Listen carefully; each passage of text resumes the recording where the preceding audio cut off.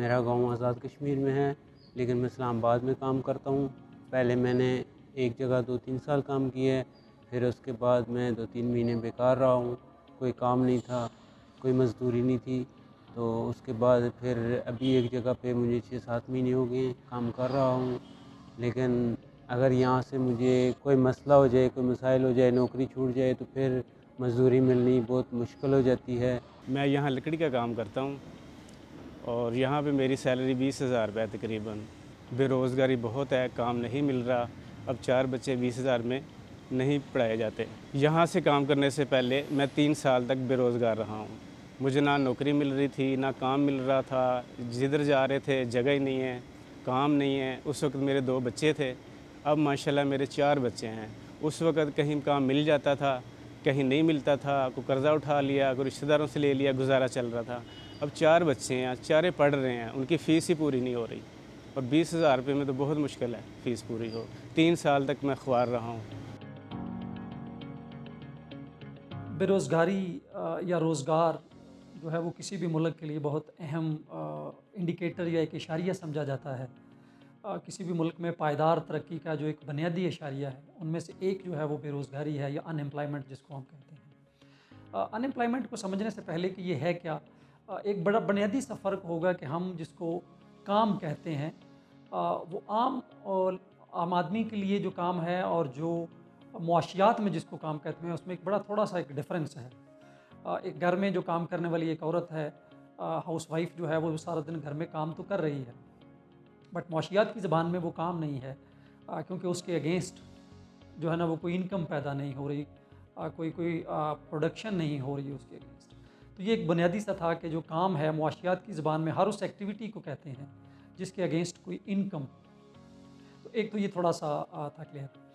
ان employment جو ہے، ہر کام نہ کرنے والا آدمی اسی طرح وہ بے روزگار نہیں گنا جاتا۔ مثلاً بہت سارے جو اسٹوڈنٹس ہیں وہ پڑھ رہے ہیں، وہ ورکنگ ایج میں ہیں، لیکن چونکہ وہ پڑھ رہے ہیں اس لیے وہ بے روزگار نہیں گنے جائیں گے۔ ادھر کشمیر میں بھی مجھے کوئی مزدوری نہیں ملتی سوائے چھوٹے چھوٹے کاموں کے۔ یہاں پہ سینڈنگ کے علاوہ اس کے علاوہ کہیں اور سینڈنگ کا کوئی کام نہیں ملتا، تو بہت مشکل ہوتا ہے، پھر مزدوری وغیرہ کرنی پڑتی ہے یا کوئی دیہڑی لگانی پڑتی ہے۔ اگر ادھر سے اگر یہ فیکٹری بند ہو گئی ہمارا، اگر کام ختم ہو گیا ادھر سے، تو کہیں اور جاؤں گا، دیہڑی مزدوری محنت بہت مشکلیں کرنا پڑتا ہے، اور کسی اور جگہ پہ نوکری بھی نہیں ملتا اتنا آسانی سے۔ اگر مل بھی گیا تو کوئی تنخواہ دے رہے، کوئی نہیں دے رہے، بہت مشکل ہے اس طرح۔ اس سے پہلے میں گاؤں میں دیہڑی مزدوری کر رہا تھا، لیکن بہت مشکل سے کبھی ملتا تھا کبھی نہیں ملتا تھا، بہت وقت بے روزگار رہا۔ تو بے روزگاری کے لیے 2 سے 3 جو بنیادی چیزیں ہیں وہ یہ ہیں کہ نمبر 1 تو وہ کام کرنے کا اہل ہو، اس کے پاس تعلیم ہو، ہنر ہو، وہ اہل ہو اس کے لیے، تو بنیادی ایک تو یہ کنڈیشن ہے۔ دوسری کنڈیشن یہ ہے کہ وہ کام کو تلاش کر رہا ہو، وہ کام کرنا چاہ رہا ہو۔ میرے پاس اگر ہنر ہے اور میں اپنے گھر میں بیٹھا ہوں تو میں بے روزگار نہیں گنا جاؤں گا، کیونکہ میں کام کو تلاش نہیں کر رہا۔ تیسرا یہ ہے کہ پھر اس کو کام نہ ملے۔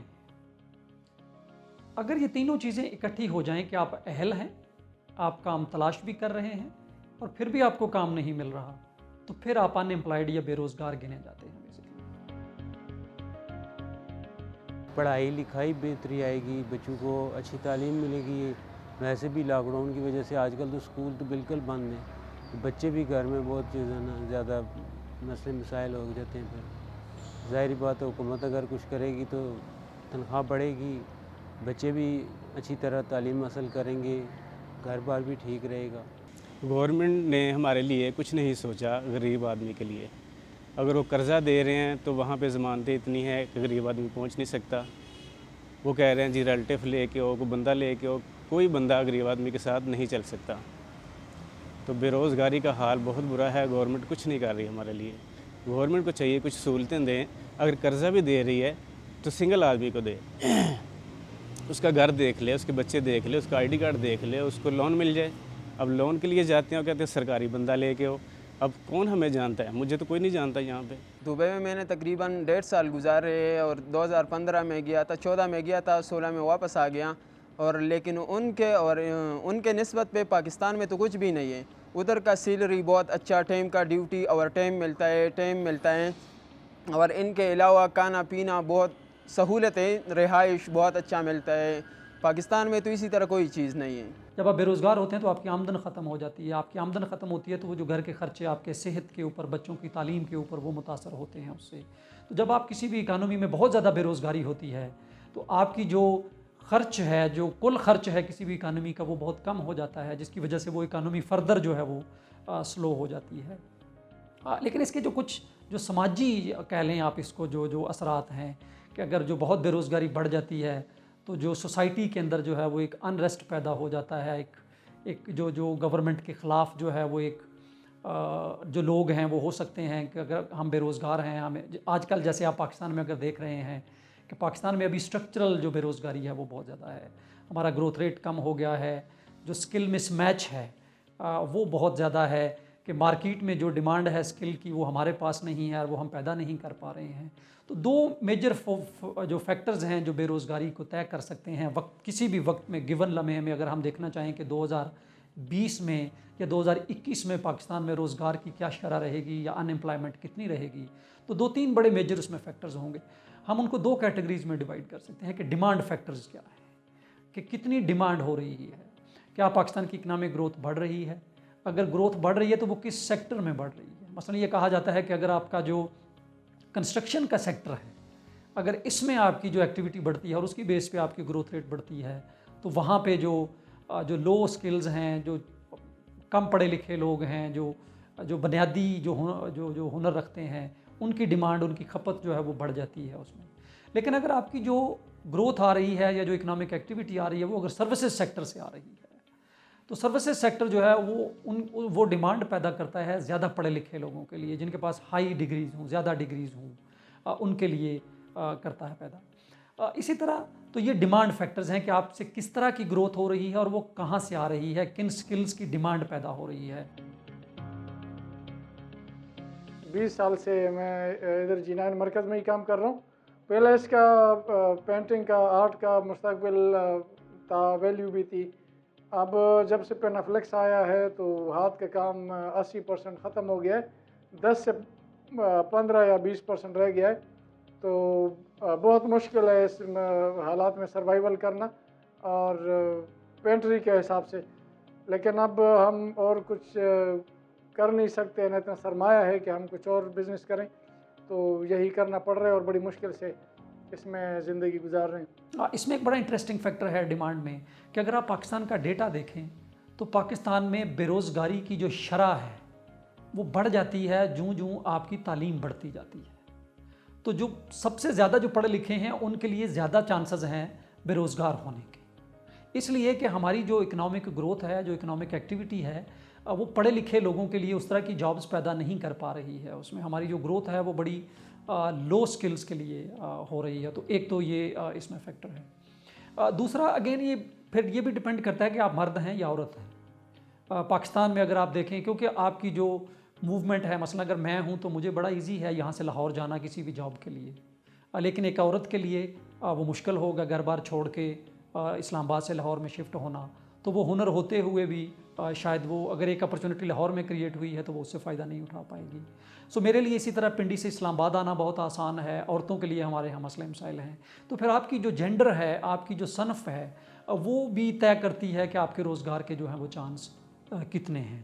تو یہ ڈیمانڈ سائڈ پہ تھا۔ اسی طرح آپ کا سپلائی کے سائڈز ہوتے ہیں، سپلائی فیکٹرز ہوتے ہیں، وہ بے روزگاری کو بڑھا سکتے ہیں۔ مثلا اگر آپ کا پاپولیشن گروتھ ریٹ بہت زیادہ ہے، پاکستان میں جیسے کہا جاتا ہے کہ ہر سال میں 2 ملین 20 لاکھ نئے جو جوان لڑکے اور لڑکیاں جو ہیں وہ مارکیٹ میں داخل ہوتے ہیں نئی جابز کے لیے، لیکن اگر اکنامک گروتھ آپ کی جس طرح ہماری آج کل ہے 2% تھی پچھلے سال، اس سال -4% ہے، تو وہ مواقع ہی پیدا نہیں ہو رہے کہ ہم ان کو روزگار دے سکیں، تو اس کی وجہ سے آپ کی جو ان امپلائمنٹ ہے وہ بڑھ جاتی ہے۔ اسی طرح جو دوسرا جو سپلائی کا فیکٹر ہے کہ ہماری جو اسکل ڈیولپمنٹ ہے وہ کس طرح کی ہے، ہماری جو نیشنل ووکیشنل اینڈ ٹریننگ جو سینٹرز ہیں، جو انسٹیٹیوٹ ہیں جس کو ہم نیوٹیک کہتے ہیں، وہ کس طرح کے اسکلز جو ہے وہ پیدا کر رہا ہے۔ تیسرا جو بڑا فیکٹر ہے وہ تعلیم کا ہے کہ ہمارے جو تعلیمی ادارے ہیں وہ کس طرح کا اسکل آپ کو دے رہے ہیں۔